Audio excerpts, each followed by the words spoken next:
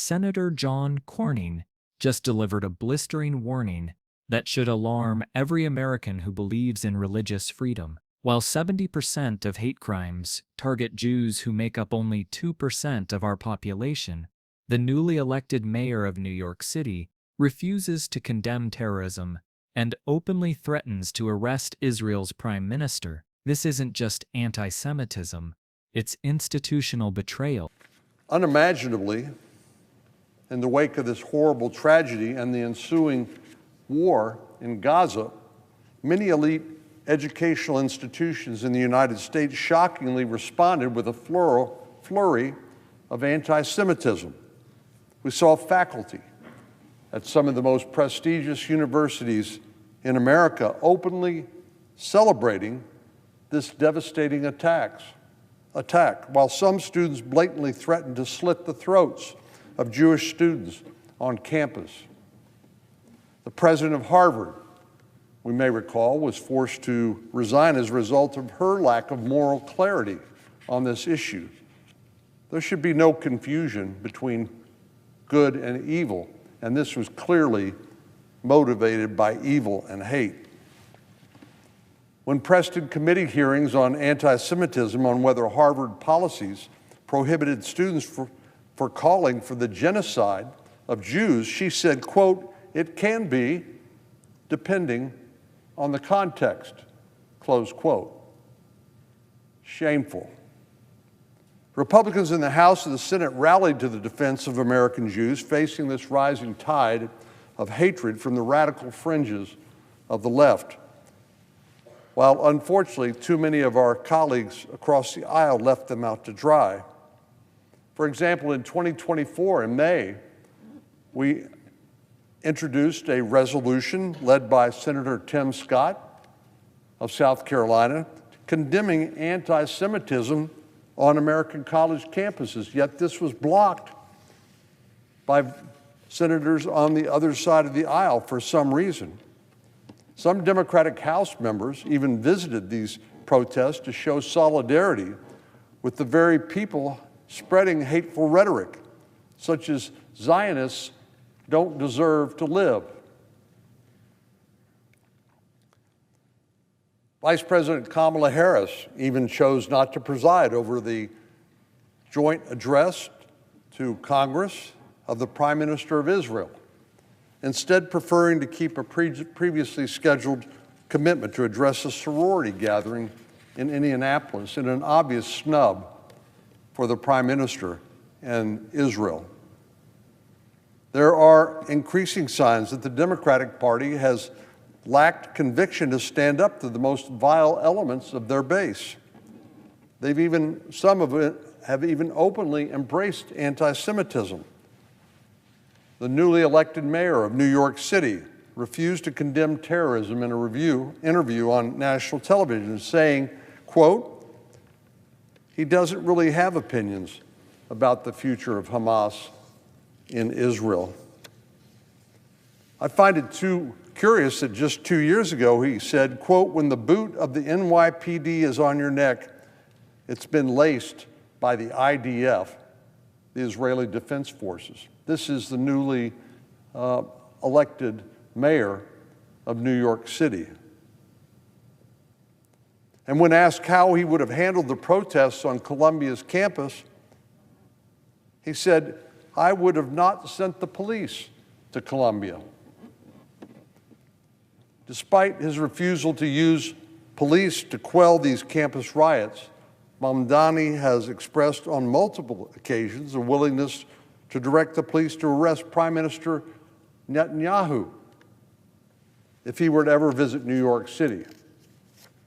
The left has openly embraced this radical candidate, and now he's been elected as mayor of America's largest city.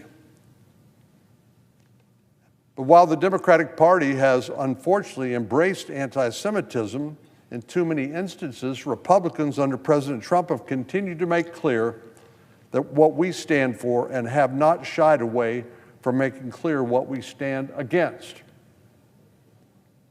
President Trump's leadership in the fight against anti-Semitism has been undeniable.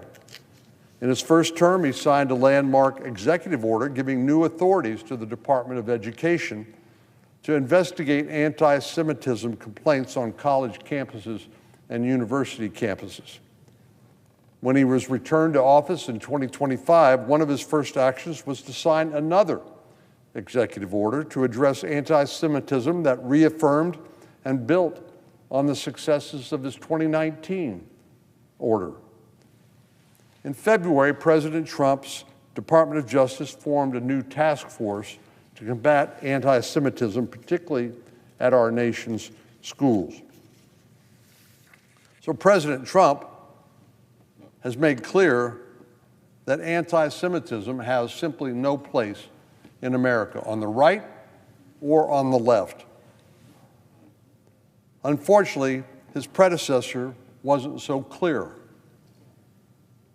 But President Trump, unlike his predecessor, has had no hesitation directly confronting the anti-Semitism lurking still in our higher education system. President Biden has been gone from the Oval Office for months now, but unfortunately there are still forces capitulating to the radicals who embrace this vile ideology. But I'm thankful that by and large Republicans have not done the same. Even when storied institutions like the Heritage Foundation have sent mixed messages about their commitment to individual liberty and freedom of speech and opposition to this vile form of hatred directed at Jews, prominent voices in the Republican Party have courageously condemned those who ascribe to anti-Semitism, including some who claim to be conservatives. Standing up for the truth and condemning evil does not amount to canceling people. Freedom of speech and freedom of association both allow institutions and individuals to condemn evil when they see it. I believe that all Americans should continue to stand with Jewish Americans against the rising tide of anti-Semitism. As we approach the 250th anniversary of this great country of ours, I hope all of us alike will recommit ourselves to upholding the dignity of every individual in this country and around the world. Mr. President, I yield the floor. And I note the absence of a quorum. Clerk will call the roll. Ms. Alston-Brooks.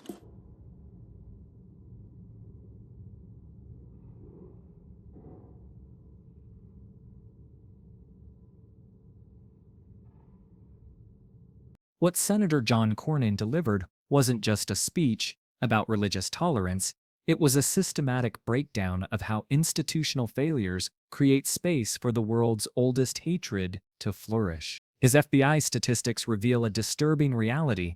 Jews represent 2% of the population, but absorb 70% of religiously motivated hate crimes. That's not random distribution.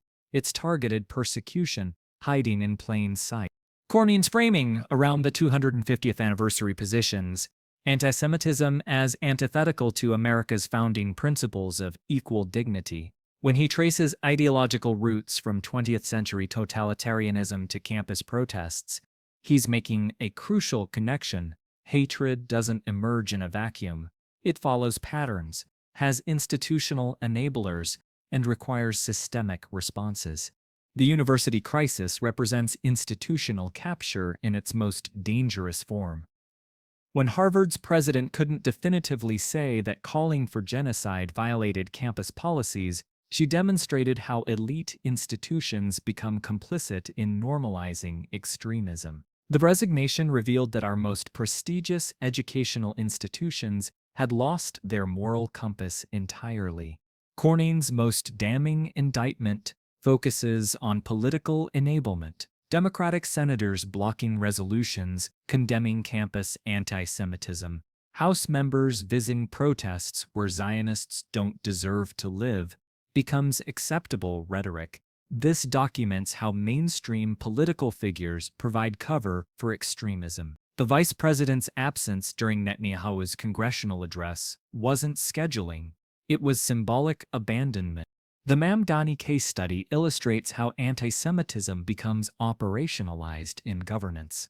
A mayor comparing NYPD training to Israeli boot on the neck, oppression imports Middle Eastern conflict narratives into American law enforcement.